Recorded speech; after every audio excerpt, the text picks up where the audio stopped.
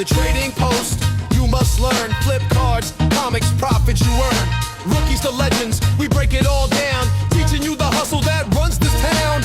Analyze the flips, predict who's hot. Bowman autos, refractors, the chase don't stop at the trading post. You must learn. Knowledge builds fortune, now it's your turn. Hey, it's your Uncle Rob, and welcome to the first episode of the Trading Post. Now, some of you may have seen our single episode of Prospect Trader. And yes, Scott was the co-host of the Prospect Trader. But this is our new format, and we are going to introduce Scott as our new guest. He will be a recurring guest because we will continue to do a segment on prospect trading. But today we want to talk to Scott. This is Scott Weisrock from Scott's Rookies, and you can find Scott on eBay at Scott's Rookies. Here's his logo. And Scott's going to tell us a little bit about his part of the hobby, or what he enjoys about the hobby, his history. And well, let me just get right to it. Let me stop trying to explain what he's going to do and just ask Scott a few questions. Scott, how you doing today? Great. How are you? I'm good. So, Scott, tell us a little bit about what you do, your area of specialty in the hobby, and how you got started, how long you've been doing this. Just give us some background, some history on you, and why they should come and visit you at Scott's Rookies. All right. Well, I started probably back in, I think probably in the mid to late 80s, buying cards. There wasn't no eBay then, so I was just going to shows and buying and selling cards. But so then I always wanted to do rookie cards. I always wanted to see how good at what I doing picking rookie cards. That was my goal when I started. So I started back in the probably 80s or mid 80s, 90s, whatever. And I'd go to shows and just pick out, go to tables and pick out guys that I liked and and see how I would do with them in time. And then I would set up at shows, and then I would sell some of that stuff that I picked up. So, and then the thing is, I've always loved it. I mean, I even back in '96, I had a card shop and a comic book shop up in Oregon. And I did that for about probably about a year. But the bad thing about that is the baseball strike happened, and that killed the hobby. I couldn't give any baseball cards away. So that didn't last very long. So then I had to shut it down. So that didn't last very long.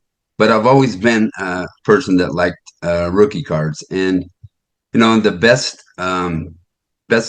thing that I can describe about rookie cards is to buy Bowman Chrome and Bowman Draft.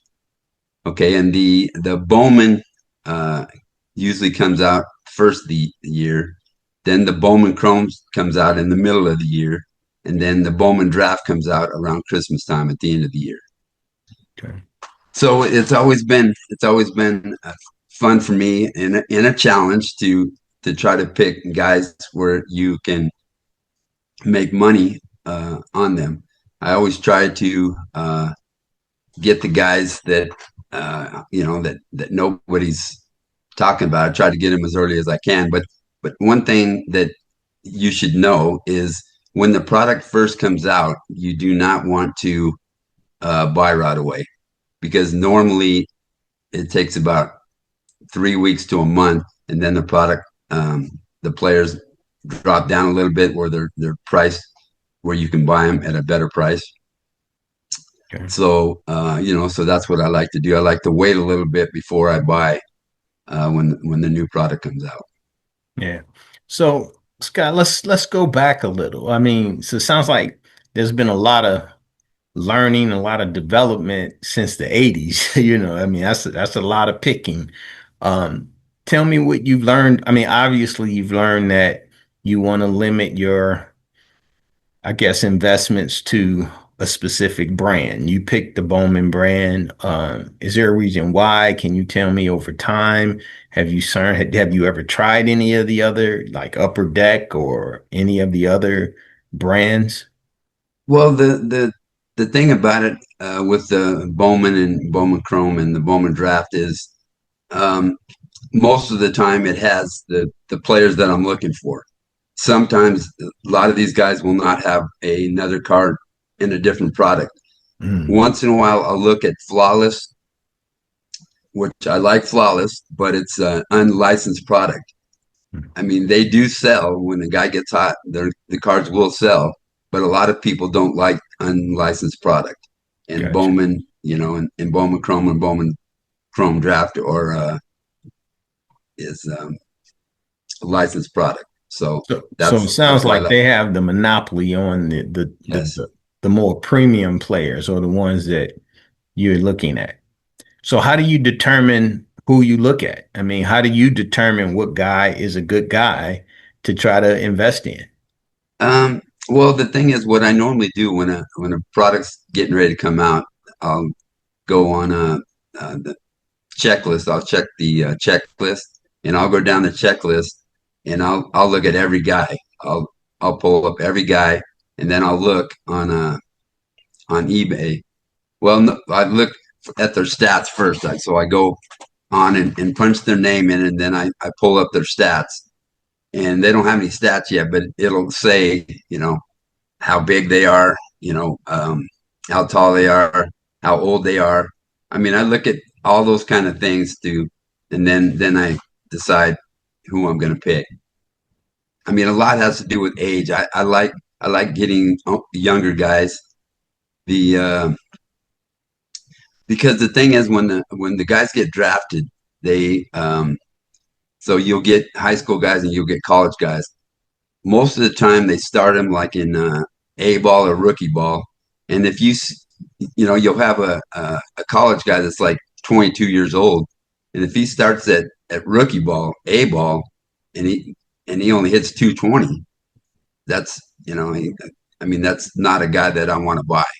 I mean, I'm Okay. looking at a guy at 18 years old that can hit 270, 280, and in time he will get more strength and then hit more home runs.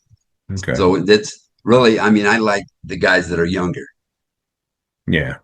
I mean, that makes sense. That makes sense. Now, do you consider anything like relative to the organization that they're in, whether they're players and ahead of them? I mean, does any of that matter? Or if the guy can hit, then his card moves. Is that we?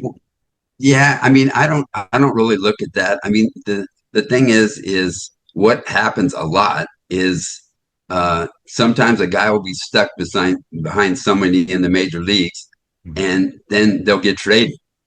So I don't really care what team they are, as long as if they can hit, they will find a place for you. Gotcha. That's the major leagues. I mean, if you can hit, you'll be a DH or they'll trade you. When they're looking for a pitcher to help them in the playoffs or whatever, they might trade one of the guys that I like for a pitcher or something. So Mhm. I don't really care what team. I mean, I don't think it really matters if a guy can hit. I don't think it matters that much. I mean, the Dodgers, the Yankees, Cubs. I mean, their prospects usually are pretty good, so they sell at a pretty good premium. But I don't really take that much stock into it. Okay. All right. Well, you mentioned pitchers though. You said sometimes maybe if they need a pitcher, they'll trade. How do you view pitchers? Do you buy pitchers? Do you look at pitchers? I I don't really like pitchers because this day and age, it's very uh, Tommy John surgery is happening all the time, and I mean the thing is, if a guy has Tommy John surgery, he's out for like a year and a half. I mean, Mhm. if you're buying this guy's cards, and and then he gets Tommy John surgery, you got to hold that card for at least 2 years. Mm. So I'm not a huge person that buys pitchers. No. Mm. But then I'm sure that there's a bunch of guys. Like I remember buying a bunch of Clayton Kershaws back in the day and turned out okay. So, but you Well, say, I mean, the thing but how long ago was that? I mean, the thing is now with the little leaguers throwing curveballs and stuff, 10-year-old kids throwing curveballs, by the time they get to be 18, 19 years old and get drafted, 17, 18, 19 years old and get drafted, Mhm, their arm is already, you know, can already start to be worn out. got So you. that's why I don't, I mean, yeah, there's guys that, that I like that are pitchers, Mhm, but I just don't think it's that smart to invest in pitchers. I don't. I got you. So basically, you're saying over time, some of this early development is counterproductive, particularly with pitchers, is what you're saying. Yeah. I I got mean, you. hitters, it's a totally different thing. But Well, yeah, pitchers, yeah, I just don't. I don't like that. I don't like the way they're they're letting them throw curveballs at 9, 10 years old. I just don't think that that's good for longevity. got you. Got you. Well, I mean, it sounds like you know a whole lot about baseball in general, when it comes to prospecting. You got any advice for people? Let's say that I wanted to get into prospecting baseball now. Um, who are some of the guys that you would recommend? You got anybody that you would recommend? Yeah, I have a couple guys that I like right now. He's a Los Angeles Angels prospect. His name is Hayden Alvarez. Okay. He's 18 years old. He's 6'3", 190. He plays all the outfield positions.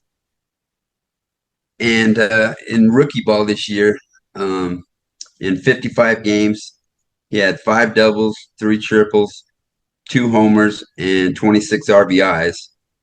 And he had 24 stolen bases and 5 caught stealing.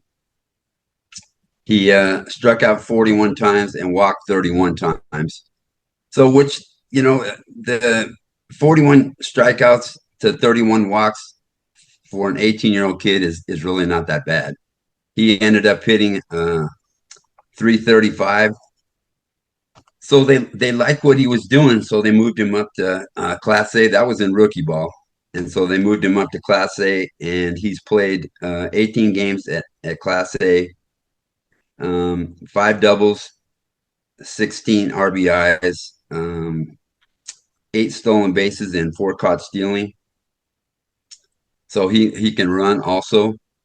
And the nice thing about that is when they moved him up, his walk to strikeout was better. He had 10 walks and only 5 strikeouts, and he was hitting 352. Okay. So so he was getting more pitches to hit, which he was hitting them, getting base hits, and he walked more than he struck out, which is good. Hmm. So I was looking on eBay at his cards and his autos. You can pick up his 2025 Bowman Chrome autos for around $20, Oh, which is really reasonable for a decent prospect. yeah. And his blue autos are kind of expensive. They're like 120 to 150, and Hmm. those are numbered to 150. Okay. So so that's one guy I like. Another guy that I like is a Boston Red Sox prospect, and his name is Franklin Arias, and he's 5'11", 170.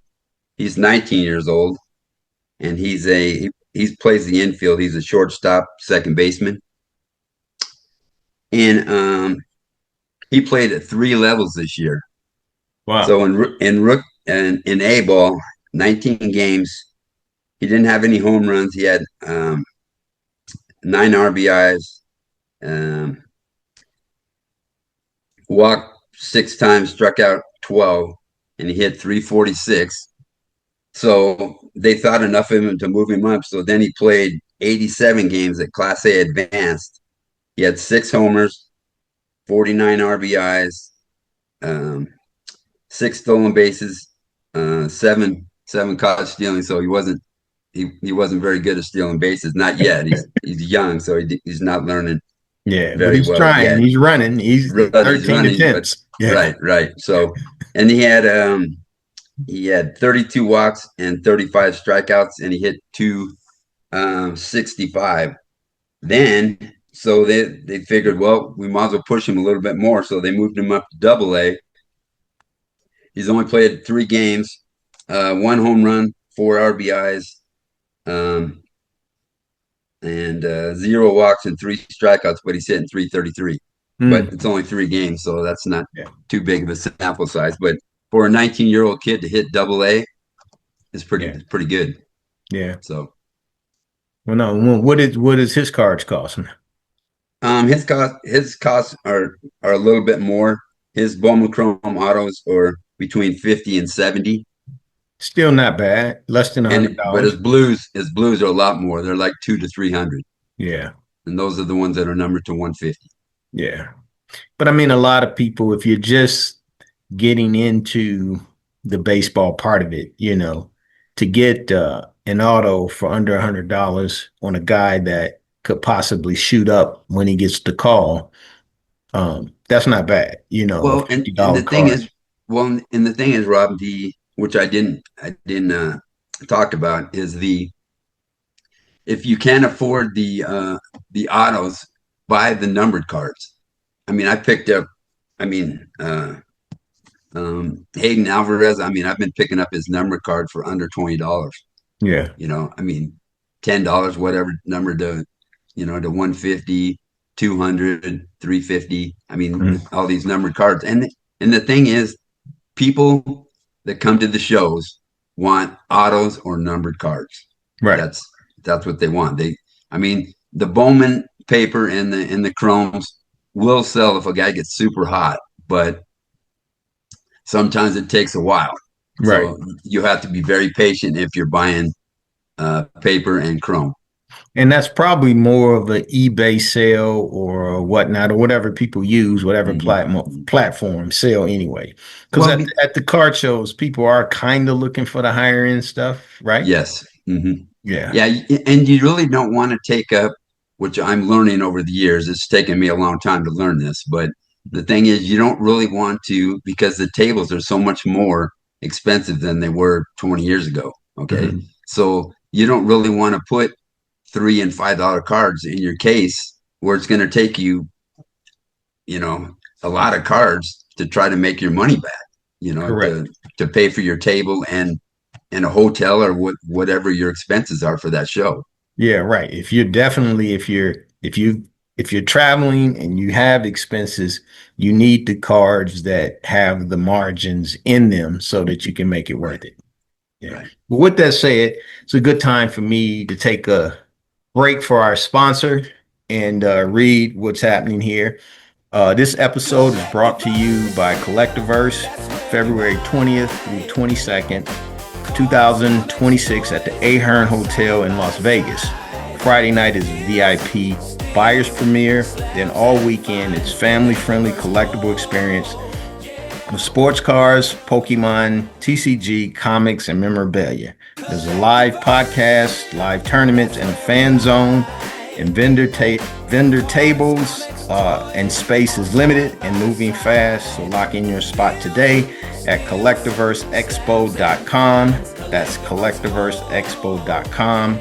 See you at CollectaVerse. Got to pay the bills, guys. Awesome. So now that we are past that and we mentioned shows, and this is kind of a cheat because I know you personally, and I wouldn't know this about all the guests, but since we talked about Chrome and paper, you did have a big hit though recently with Chrome and paper. Can you talk to us about it? Tell us who the guy was and what you picked those cards up for and what they were going for last week. Well, I mean, I have a couple different guys. Oh, One of the okay. guys is the player for the Oakland, or not Oakland, Las Vegas uh, Athletics. Athletics now, Yeah. and his name is Nick Kurtz. Mhm. He, he I mean, they brought him up, and he kind of struggled a little bit for the first, I don't know, 2, 3 weeks or whatever it was. Then he started picking it up, And then he just had one crazy game where he hit 4 home runs in one game. He went 6 for 6, 4 home runs, 8 or 9 RBIs. I can't remember, but it was just crazy. So then, the Cards, obviously the Cards are going to go crazy. So the thing is, the probably 2 weeks before that, I had two sapphires, no, probably three sapphires that I had in my case at $22 a piece. Nobody wanted to buy them. Then after he had that game, they sold for $90 a piece. Mm. So I mean, it's I mean the thing is with baseball prospects, it can be a roller coaster. You got to know when to buy and when to sell. You always try to buy in the off season, and then try to sell. If he's doing good in the season, you want to try to move some of them. If you Mm. have, you know, I mean, over the years, I've made some mistakes on not holding the cards that I should have back in the day, Yeah. Mike Trout. Mike But Trout. but I mean, it happens. I mean, I was really young, and I should have kept one of these cards, but I didn't. But Yeah. I made good money on them, so I really can't complain. But I could have made a lot of money, not just good money. Money. Right. You know. Right. So then this year, Roman Anthony for the Boston Red Sox. He he got a call up this year, and his cards are. I mean, he just got hurt, so I think he's going to be out for the rest of the season. He had a growing pull, I think, but he was really starting to turn it on. I mean, I think right now he's sitting like 290. His cards I bought, because he's a 23 Bowman, so I bought those in 23. And I've been holding them, but I've sold some here and there. But his cards really took off. I mean, his graded cards before he got the call up, you could have bought them for $40, $50. And then when he got the call up, they went up to like 100, 125. And now, I mean, before he got hurt, they were even more than that. I mean, the base Chrome 10s were selling for like 150. Mm. So I mean, the thing is, which I have a bunch of his Chrome right now that I'm getting ready to grade. So I'll send them off, and I'll get them back probably in, I don't know, late December or January, ready for the next season. So so I'm looking to turn those cards next year. So Scott, let me ask you, back in 23, when you picked this guy, what'd you pay for those cards? Just the Chrome cards? Anywhere from $2 to $4 a piece. $2 to $4. And if Mm-hmm. I'm not mistaken, you picked up about 70 or so. And now the same card, let's say base, not graded. What would Okay. that have gone for right before he got hurt? They were pushing $20 a piece, $20. 15 to 20. Mm-hmm. Okay. So $2 card, $20 in 2 years. I'm just talking to the investment minded people Right. out there, those, Right. the Mm-hmm. guys that, I mean, I don't know that trading stock is much different than prospecting. You know what I'm saying? Right. And I do believe that you can know more about a guy if this is something you love than you can about a company that you may have to read through all kinds of financials and may not have all the insight on where they're headed. You know what I'm saying? So, and I mean, we get it. Guys can go get hurt or something, but same thing can happen with companies. And I'm not telling you guys not to invest in companies because I have a lot of stock, but this is also an alternative investment kind of vehicle. I mean, I'm looking at it that way. I think Scott looks at it that way. Kevin O'Leary and his team of people Yeah. actually look at it that way right now. So then let's say you grade this card. You're going to send a bunch of them off to grade. So you've got $2. Let's just call it an average of 250 in these cards. You screen them. And there's a lot of things I've seen people out on social media saying buy a card. Mostly they're talking about Pokemon, but just buy a card, send it to grade, and it'll be this. There's a little more to it than that, though. Yeah. Yes, there's a lot more to it than that. You You know, have to. Well, the thing is, if you're going to grade cards, you need to talk to somebody that's graded before so they can kind of give you some hints. I mean, the thing is, you really need to have a magnifying glass or a 10 power scope, which I have. And, I scope, I look at the whole card. I look at the surface, I look at the corners, I look at the centering, and what's the other one? Uh, I don't know, those four things, but Mhm. it's very important. You can't just pull a card out of a pack and send it in and think that it's going to get a 10. I mean, you have to look at them, and I got a little soft cloth that even fingerprints on a card will Mhm. get knocked down in grading, believe it Because or they're not not. going to clean it for you. No, Yeah. you have to clean it, both sides, front and back. You got to make sure that the card's clean, so, but and the thing is, there's a God, I think there's like three or four different cleaning companies out there now where they will clean the cards and send them in for you, which that's what I'm going to do. Mhm. I clean them myself. I mean, I get them all ready myself, so I put them in a card saver too, and then I send them to him, and all he really has to do is just fill out the paperwork and send it in. Well, they don't send it in because he lives in California, so he drops them off every Tuesday at PSA. Okay. So he drops off cards every Tuesday at PSA. So your recommendation to anybody that wants to grade is to, at bare minimum, get a scope, clean, do everything else. Mm-hmm. Talk to somebody who has graded cards before from one of these grading companies, just so that you understand the criteria that they use. Because I'm gonna be honest, I've seen more eights Yep. floating around than I've ever seen in my life. And Yeah. I think it's because a lot of people are encouraging folks to just buy cards, grade them, and you're gonna win big. And Yeah. people aren't doing what they need to get good grades. Yeah. You're not on, especially on newer cards, you're not going to get guaranteed you're going to lose on an eight for sure. A Yeah. nine, it depends on the card. You might be able to break even, or maybe, with Roman Anthony, even the nines right now are selling for like 50. Hmm. So, I mean, the thing is, if I go through this company, which I'm going to go through this company, they're $21 to send these cards in. They take care of everything for you for $21. I mean, PSA charges you 20. So, Anyway, yeah. so I mean, so I got like 20, 23, $24 in the card. If I get a nine, $50, I'm still going to double my money. Then if Right. it comes back at 10, You're getting 150. yep. So, So yeah, and then, when next year starts, if he comes out hot, they may sell maybe for more than 200, that. Yeah. So so yeah, and that's how we want to look at it, guys. I mean, I think that the lesson is find a guy, look at his stats. I mean, it's a method to this when it comes to baseball and baseball statistics. um, what people buy. I mean, Scott has experience. You're looking for hitters that hit for high average, hit for power, yeah. and doesn't matter the organization. That's something that I looked at, which I'm learning doesn't matter, because if a guy hits, then the majors will figure out a way to get him on the field. So that's good information, Scott.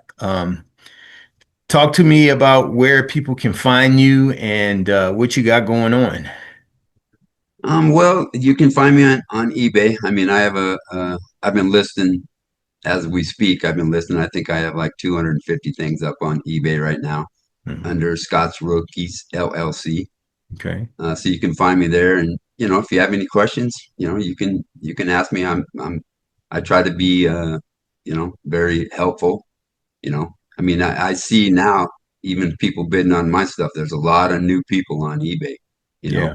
and a lot of them, I don't know if they're, if they think they know more than they do and they don't want to ask questions, but there's nothing wrong with asking a question. There's no bad question, you And know. there's a place where they can contact the seller and just ask questions or comment back and forth to you. Yes. Yeah. Any appearances? Hopefully you'll be at the CollectaVerse. We just did our ad. I will be there. And so hopefully you'll be there. Anybody that's here in February, but anywhere you're going to be between now and then, any shows people can look for you, any booths that you'll be at. No, the next one I'll be at is the Genesis show in Las Vegas. That's at the what is that? The VFW, I think. Yeah, it's at a I'll be there also. I'm gonna have a It's on sponsor the in the front. Yeah. 13th, 13th and and 14th 14th of at it's at a September. YMCA over Okay. by Metals Mall. I Okay. will post the information because I don't have it on top of my head either.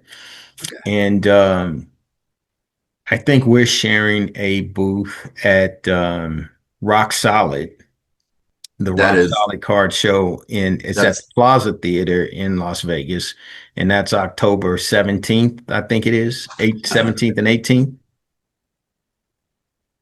yeah. The well, the 18th and 19th is Saturday and 18th and Sunday. 19th. Yeah. So it's the Yep. 18th and 19th. Of And Scott, October. yeah. So that's of October. Yeah. Scott and I will be sharing a table at that event. So maybe you guys can bump into us there. And if you have any questions for me or Scott about And prospecting, go ahead, Scott. and another thing is we're always looking to buy if you want to come. Yeah. I'll if you want to bring your cards, I'll tell you what I think they're worth, and if I can use them, then I'll buy them. I'll pay you cash for them. So All right. you know, Well, perfect. Well, there you have it. We've got a few appearances where you can find us. You can always find Scott at Scott's Rookies. He will answer any of your questions, and he is actively buying. So, Scott, I appreciate your time, man. I'm glad you could join us today. Originally, I was supposed to try to record this with Scott at the Aces game a couple of days ago.